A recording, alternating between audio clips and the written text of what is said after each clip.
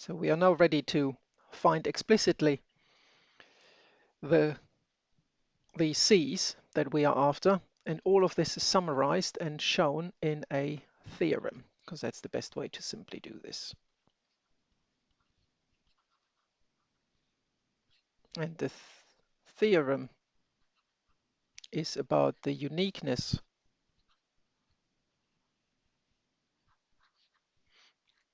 of nabla A.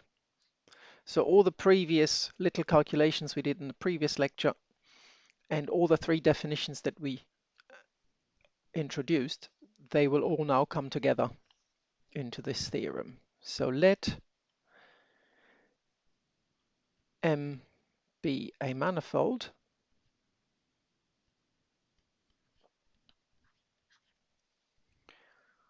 with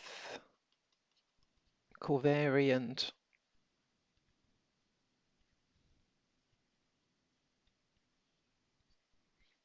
derivative nabla A. If nabla A is metric compatible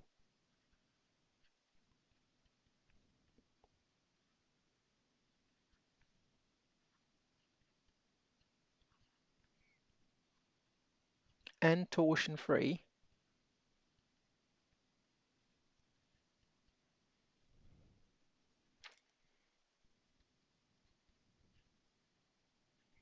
then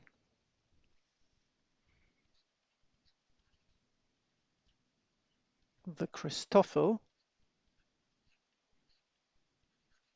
symbol components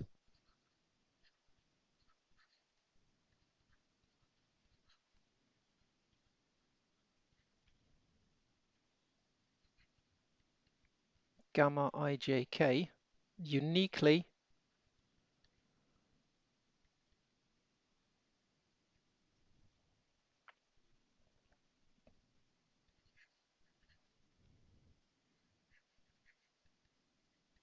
define nabla A via C, let's write this in the next line, C I j k equals gamma I j k. So that's the theorem. Those C's that we introduced are the Christoffel symbol components if the covariant derivative is metric compatible and torsion free. So let me maybe underline this because both of these inputs are required. So metric compatible and torsion free. And this is the reason why I introduced those Christoffel symbol components fairly early. So you recall that they arose when we computed the shortest distance between 2 points. This gave us the geodesic equations, and the geodesic equations depended on those gammas. It now turns out that the gammas are at the heart of the covariant derivative. This result is perhaps not too unsurprising. First of all, shortest distances between 2 points must be geometrically rather significant because they single out very special curves.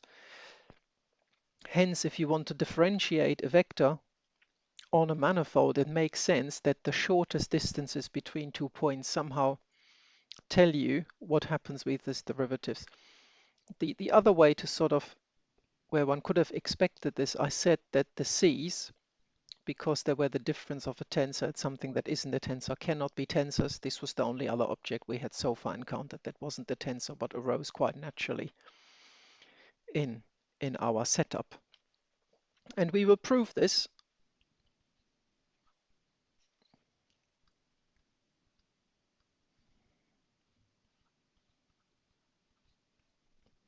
and the proof as such is not hard.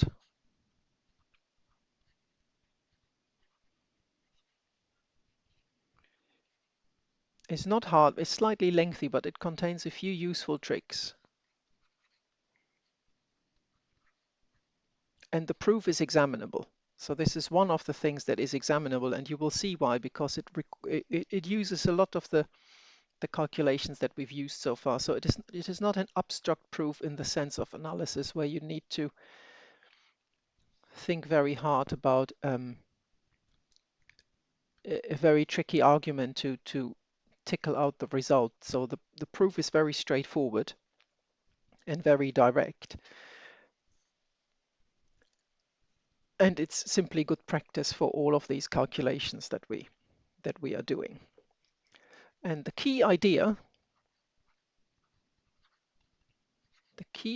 of the proof is write out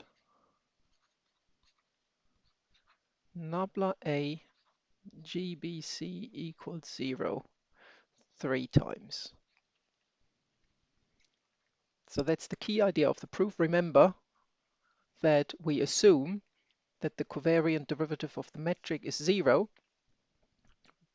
because we assume that the covariant derivative is metric compatible. So this is implied by metric compatibility. So metric compatibility implies that. So before we do this, the other condition that we have is that it is torsion free. So let us have a look at what this means. So step 1, we use that it is torsion free.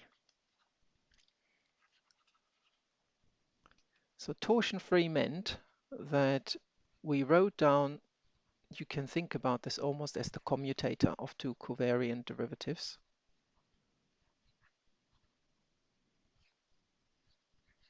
And when this acted upon a function, it was 0. This is equivalent to saying that nabla A partial B f minus nabla B partial AF is 0. Remember, by property 1 of the covariant derivative, nabla BF is the same as partial BF. And you also recall that the partial derivative of a function is indeed a vector. Now, by our writing on the notation of the previous lecture, we can write this. We can view this as the vector with one lower index. So therefore we can write here SAB partial SF. This is the covariant derivative with a lower index acting on a rank 1 object with a lower index. So we computed explicitly this formula in the previous lecture, and then we subtract from this. Let's do this again. We subtract from this the partial derivative. So again, we need the covariant derivative acting on something with a lower index, minus CS BA partial SF.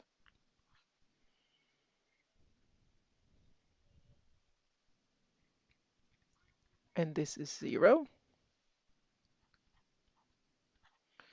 Now, the partial derivatives commute. So if you apply two partial derivatives to a function, the order in which these operate on the function does not matter. So therefore, the first and the third term cancel, and we get minus CSAB partial SF plus, so minus acting on a minus gives us a plus, CSBA partial SF is 0.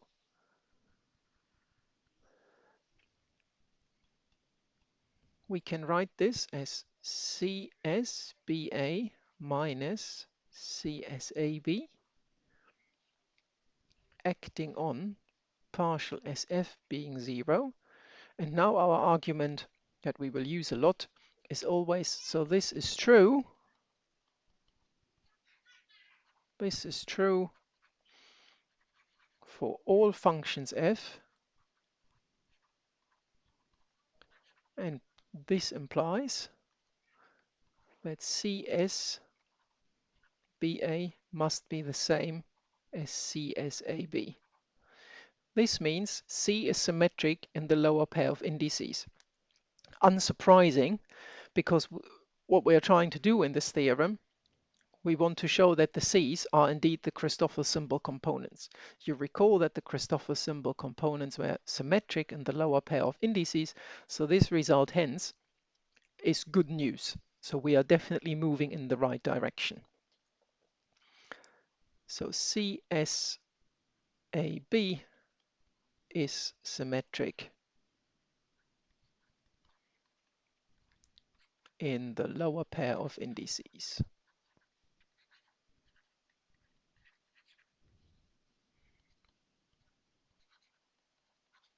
And you see here I have been quite careful staggering the indices because I didn't know anything about symmetry properties, for instance. And now I can stop staggering. I know this is symmetric. I never raise or lower these indices, so this notation is now unique. So we've used one of the two properties that enter the theorem. So we've used up everything we can extract from the condition that is torsion-free. The second input in the theorem was metric compatibility. And as I already said, the key idea of the proof is to use this by writing it out 3 times. So this is step 2. We need a new page for this. So step 2. We write nabla A GBC. In the previous lecture, we showed explicitly that this is minus C S A B G S C minus C S A C G B S. So if you watch the previous lecture again and check our derivation for the covariant derivative nabla A of Wij, so we call this object capital W ij, this is precisely the formula we ended up deriving. And we know that this is 0, so this is here our second ingredient, metric compatibility.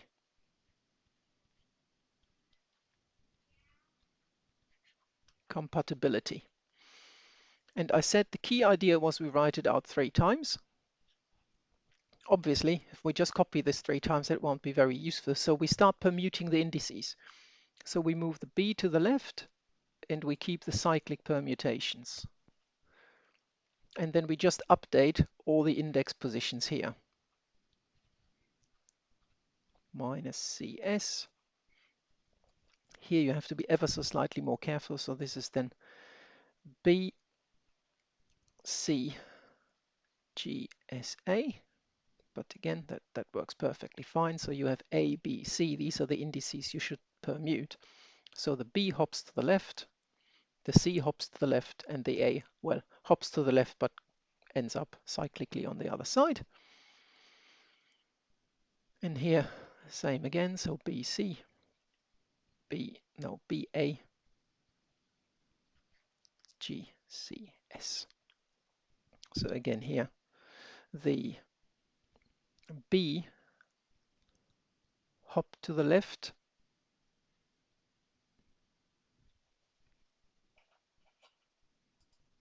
yeah, that is correct. This is also 0. And then we have the last permutation, AB.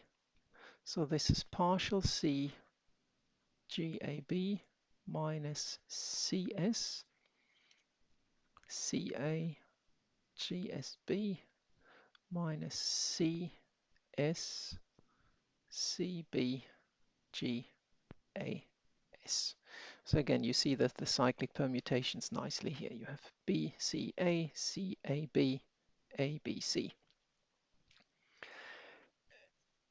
And you might wonder, why is it useful to write this out 3 times? Well, remember what we are trying to do. We are trying to find the Christoffel symbol components. The Christoffel symbol components are given by partial derivatives of the metric. So you see, you have 3 of them, and they come in cyclical permutations like ABC, BCA, CAB, and you need a sign between them. So it seems to be a good idea to construct this now by combining those 3 equations with a plus, and maybe a minus, and see what we can do with this. So we add the first 2 equations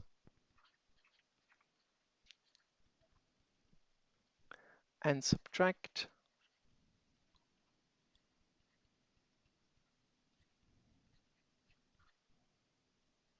the final one. Because all equations equal to 0, any linear combination of these 3 equations will also be 0. So we are now taking, so equation 1 plus equation 2 minus equation 3, and all of this has to be 0. So if you look at those 3 equations, I want you to have a little bit of a look at this up here. So I will highlight a few terms. So I'll start with green. So if you have a look at this, oops.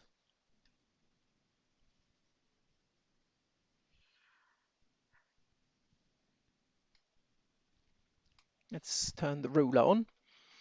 So here we have CAB, and here we have CAB. Then we have CAC here and CAC here. Remember, we proved in step 1 that we are allowed to swap those 2 indices over. So this term is identical to that term because we can swap the index position, doesn't matter. And maybe a nice pink here for these final 2 terms. So because we are adding up equations 1 and 2 and subtracting 3, let's have a look what this means. So 1 minus 3 means in particular that these 2 terms actually cancel each other.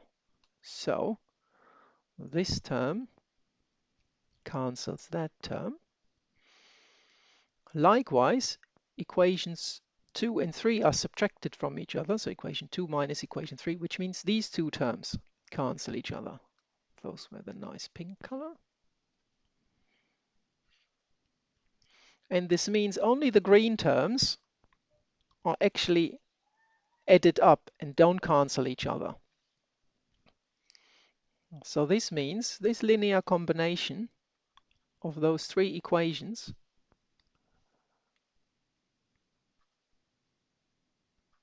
is equivalent to, so these guys now appear twice, so we have minus 2 C S A B. Remember, we can swap the indices A and B over, so it doesn't matter in which position they are.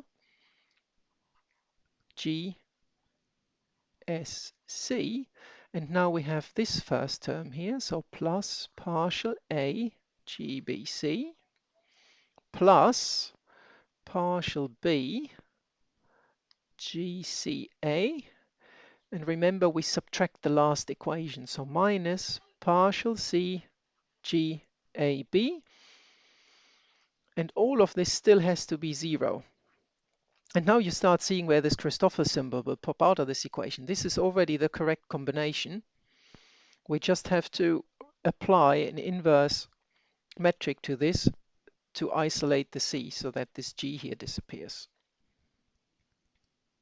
And the factor of 1/2 has also magically appeared because the combination of adding up these two bits gave us a 2. So we can now write GSC CSAB equals, so I'm moving this to the other side. I apply a factor of 1/2, 1/2 partial A GBC plus partial B GCA minus partial C GAB. This is now, of course, not 0 because I moved all of this to the other side and then swapped the terms over. How can we isolate the C? Well, there's a summation over S, but C is a free index. So we can apply G, C, K, for instance, to this equation. And if we do this, so we recall GCK, GSC by definition is the Kronecker delta with KS because we sum over C. So this gives the left-hand side is delta KS CSAB, a half. We applied GKC to this, and then we have our 3 partial derivative terms of the metric CA minus partial CGAB. Kronecker delta means that we can replace the index S by K, which means we get C KAB equals a half GKC, and this cyclic combination with one wrong sign. CA minus partial CGAB. And this is exactly our definition of the Christoffel symbol. And this is therefore the end of the proof. So 2 steps involved in this proof. Step 1, show that the C's are symmetric in the lower pair of indices. And then the nice trick, write out the equation 3 times and look at a clever linear combination. It is especially this part that is a slightly recurring theme. So various proofs in differential geometry are based on this idea of repeatedly writing out the object, looking at linear combinations, and often this then allows one to show certain properties. So as I said, I think already earlier, this proof is examinable because it is, as I said, not technically challenging, but it is a very good computational exercise. So this means we now have a couple of useful identities that I can write down.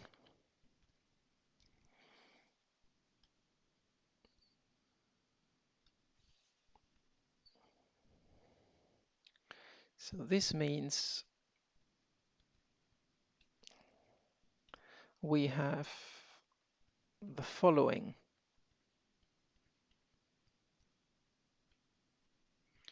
results. I'm calling them results, just I don't know what else to call them, and it is useful to collect these formulae. I could say the following formulae, but let's call it results. So we have, if we compute the covariant derivative of a vector with an upper index, it is the partial derivative plus a Christoffel symbol summation index SAS. If we want to compute, I'm using a different index letter because I think it will make it slightly clearer. Bj, there's a minus sign, so the signs change. We have here Aj, both the indices. Here the order doesn't matter. For me, it's canonically I stick with the order in which the derivative acts upon the object. And here I have a summation index S, and here I have a Bs. And for later purposes, I'll write down 3 more equations that are possibly useful. If the covariant derivative acts on a rank 2 object, we get a plus for the first index and a plus for the second index, Asj, Tis. If the covariant derivative acts on a mixed object with one upper and one lower index, it always starts with a partial derivative. You get a plus sign for every upper index, Sj, and you get a minus sign for every lower index. So here's Is. And I'll write down the last equation as well. If you have an object with 2 lower indices, we've derived this formula once explicitly for WIS in the previous lecture. We used it 3 times in the previous proof, but nonetheless, so you have all the equations that we need together. I'm stating it once more. Tsj minus gamma S Ij Ts Tis. And these 5 equations, you really need to know where they come from, to memorize them, and whenever you have to compute covariant derivatives of tensors, then these are the guys you need to be able to use. With this covariant derivative, we can, besides we are now able to compute covariant derivatives of vectors or tensors, so previously we couldn't do this, but you see it's somewhat a tedious process. First,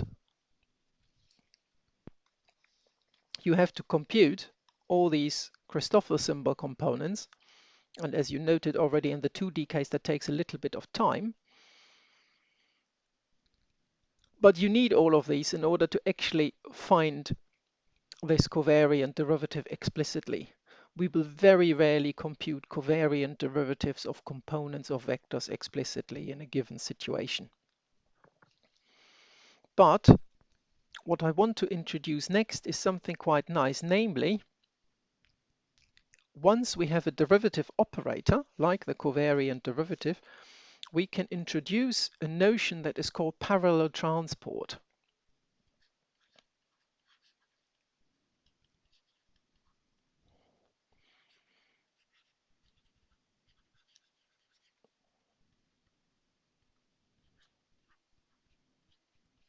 And maybe before I write down what this parallel transport means, the reason why I introduced those Christoffel symbols so early via minimizing the arc length of a curve and arriving at the geodesic equations is, think about this, we are now somewhere in week 3, a few lectures down the line, and this is the first time these appear, but technically you're now already able to compute them in 2 different ways, and you can start solving geodesic equations. So I like introducing those gammas as early as I can, so that you can start working with them, and then once they appear in the covariant derivative, I think it is slightly easier to deal with them.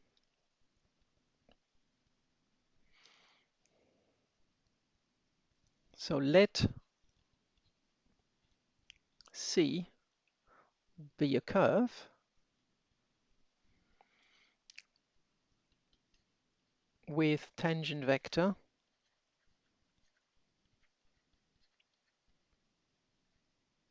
TA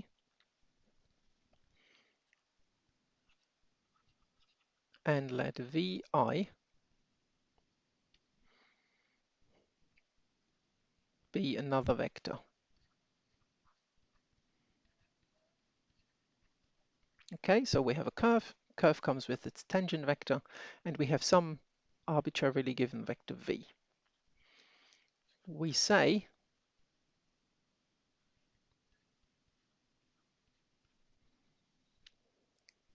that vi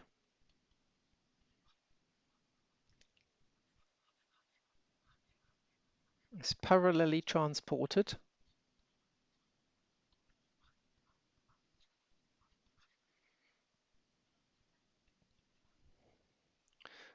along the curve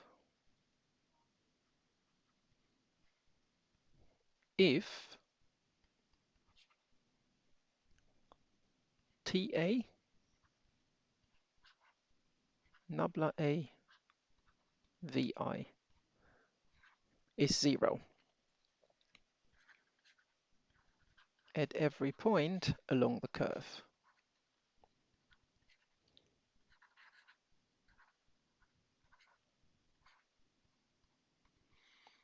So I'm trying to draw a little picture for this, and then I'll try to give you a little idea of how you can think about this and why this is actually a nice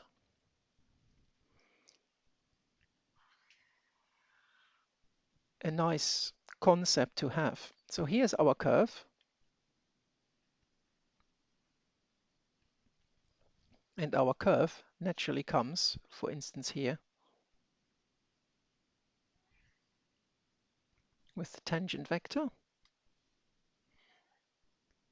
So this could be the tangent vector Ta. And then in green, say, we have a second vector.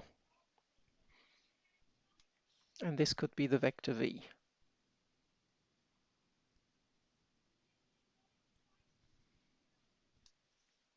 So this is our vector vi. And what we are trying to simply do is we want to move this vector vi along the curve. So I need another tangent vector here now.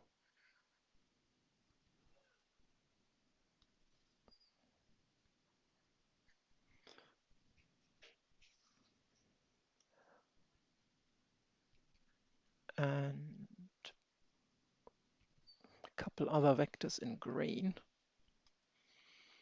So what we are trying to do is here, here, here, here.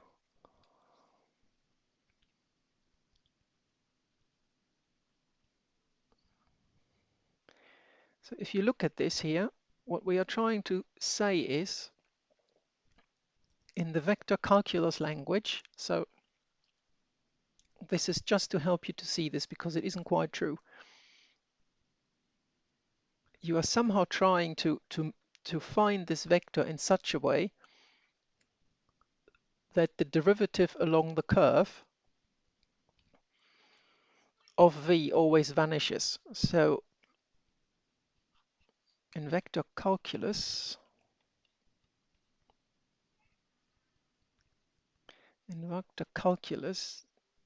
this object here, you would normally view this as t acting on v.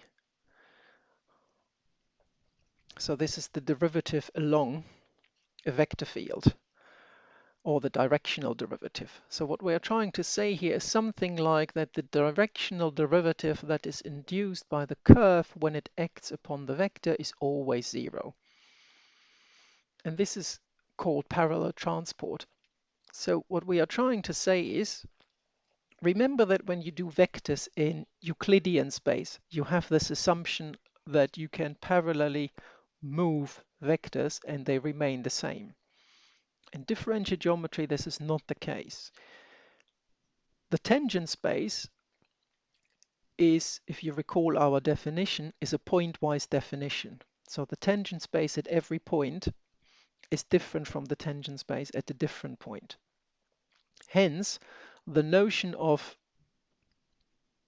say, the angle between two vectors along a curve changes as you move along the curve. So what that parallel transport is trying to achieve, it simply tries to keep this vector vi as straight as possible as it is moved along the curve. But as straight as possible needs to take into account that the tangent space itself is changing, and this induces a change of this vector. Okay, so I'm just writing this down in a word. The idea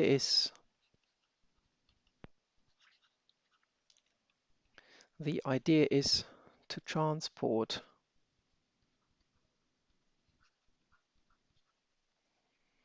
a vector vi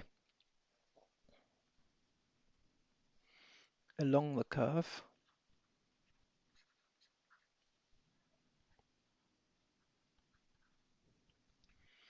by changing its orientation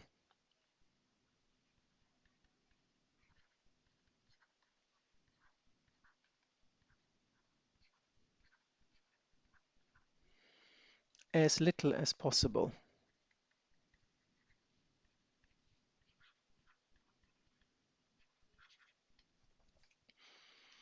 So this is what we are trying to do with parallel transport. So if I were to give you a curve, explicitly xi as a function of lambda, you could compute the tangent vector. If I give you a line element, you could explicitly compute the covariant derivative, and you can then, for given vector vi, compute what the vector would look like at a different point. So this is a first order ODE problem. To see this, that this is really the case, I'll rewrite this slightly. So if we recall the chain rule,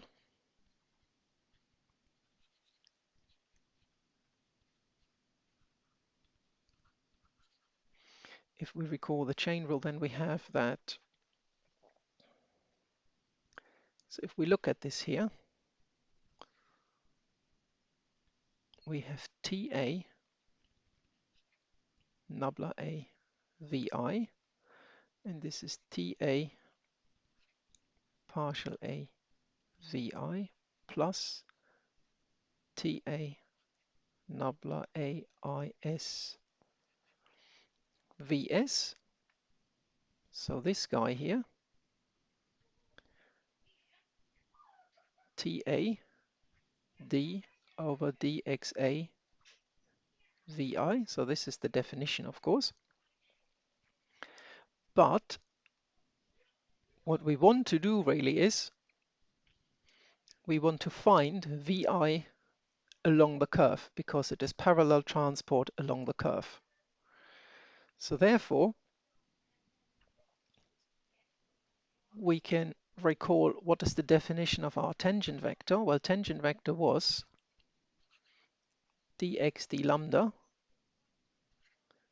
d over dxa vi. So we can actually write this as dvi over d lambda. And hence, we can write, so this first term here becomes dv d lambda. So we have ta nabla a vi equals dvi d lambda plus ta gamma ias vs. This is 0 by definition of parallel transport. You see that is the defining property of parallel transport, which means we can say the change of our vector along the curve parametrized finely is given by the tangent vector of the curve, the components of the Christoffel symbol, and again given by the vector s. So this is vector v. This is a first order ODE system. It's a system because you have several equations, so n equations in n dimensions. It's first order because you only have one derivative, and it's linear in V. So this is an initial value problem. If I give you a VI with some initial conditions, effectively you can integrate these equations and solve. It tells you two things here. One is that we can introduce parallel transport through the covariant derivative, or we can also say that we can introduce parallel transport via the Christoffel symbol components. So this is quite an interesting way to think about this. So there are two different ways to introduce the Christoffel symbols. You can either introduce them through the shortest distances between points, or you introduce them by imposing a parallel transport, a process of parallel transport. So you can either say, I am introducing the concept of parallel transport. This introduces connections or Christoffel symbol components. I'll say this in a second again. Or you do it via geodesics and shortest distances. So we just note that the gamma IAS are often called connection components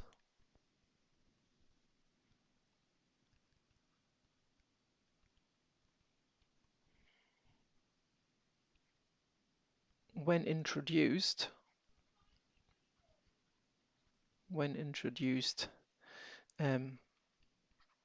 via parallel transport.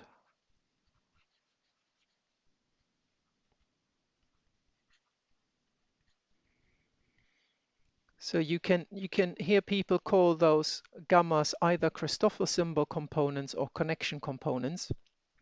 In general relativity, they're equivalent because we've shown that there's only one type of this, that's the C's, we call them temporarily. So these are the only ones, the Christoffel symbol. So from a conceptual point of view, it's interesting to keep this in mind, that you can have parallel transport as a way to introduce connection coefficients. They're usually called connection coefficients here because if you look at this picture, what these coefficients do, they connect the vector vi at one point to the vector vi at the next point. So the change of the vector along the curve is determined by some connection coefficients which are independent of t and v. Yeah, this is why the word connection comes in. So this guy controls how the vector v is connected between 2 points. And this leads us to a very interesting question.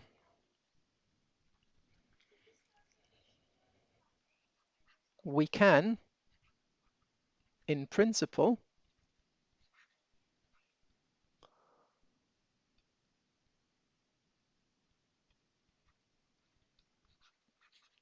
ask the following question.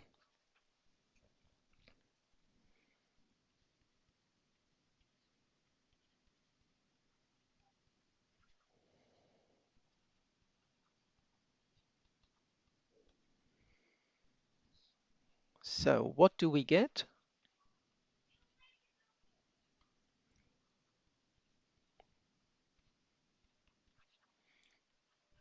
if we parallelly transport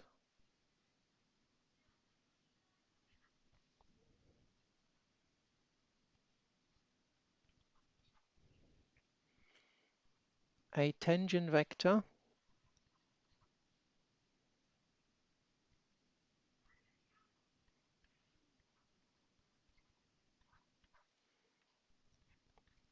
ti along the curve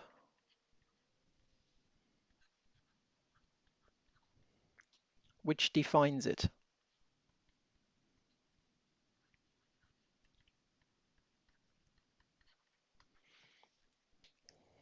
So in other words, let me rephrase this in a second. So here's our definition again of parallel transport. Vi is a completely arbitrary vector. In particular, I'm allowed to put in here ti. And then I have a strange situation where I take a tangent vector and I want to parallelly transport the tangent vector along the curve itself. Remember that the tangent vector is defined by the curve, but I can still ask the question of what do I get if I parallelly transport the tangent vector along itself. You can think about these curves, or such curves, let's say. Such curves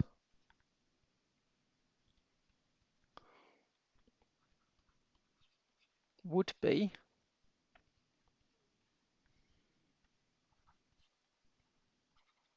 the straightest possible curves.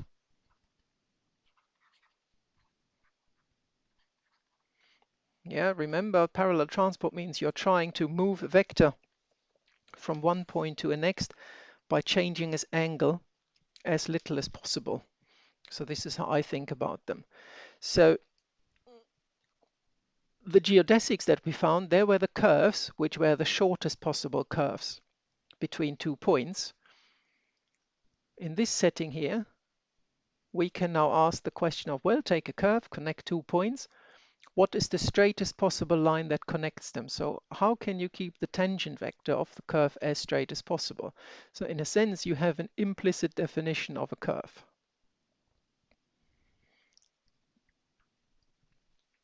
And this gives us a tiny little theorem.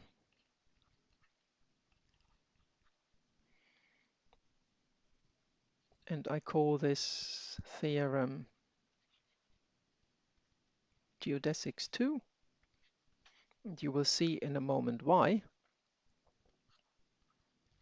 So let nabla A be a metric compatible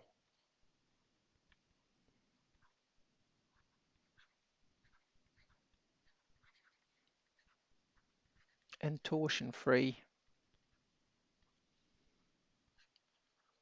covariant derivative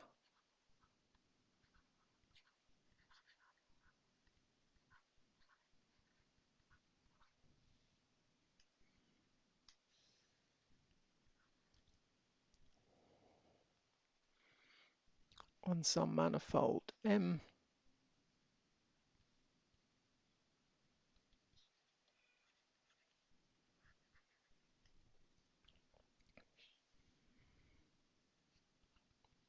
a curve satisfying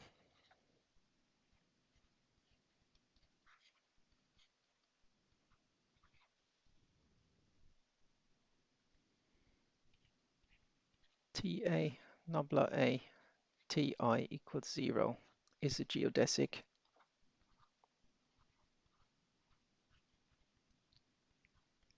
Proof is straightforward.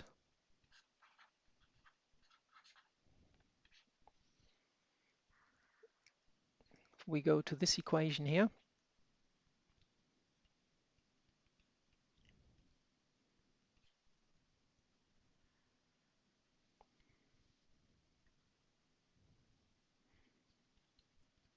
Equation star with Vi equals Ti gives. So we look at this equation here. So we have d Ti over d lambda equals minus. So it's Ta and then on the other side it's a Ts. So Ta gamma I ASTS.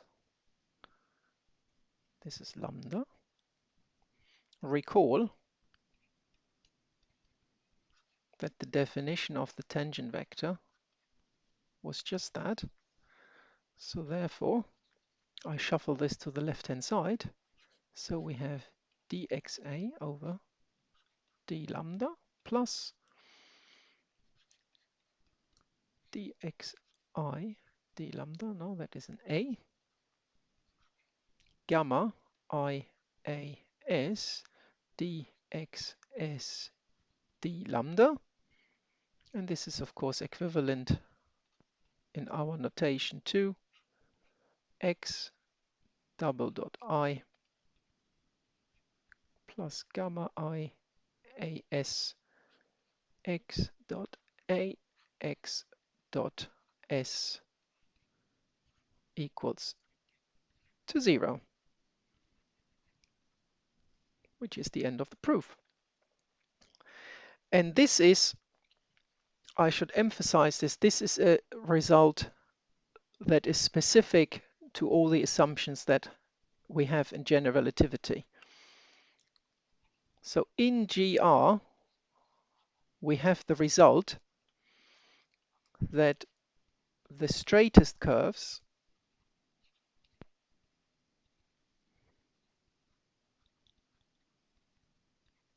are the same as the shortest curves.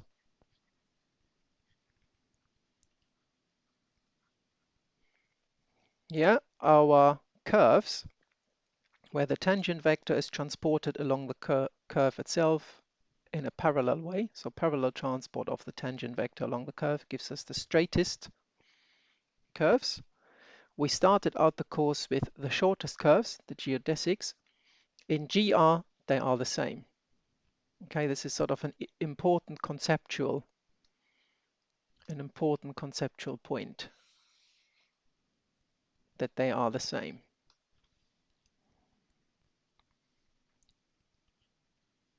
However,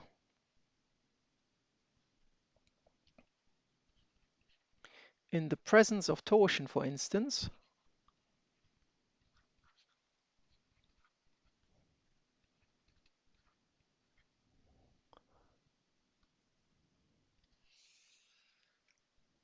this is no longer the case.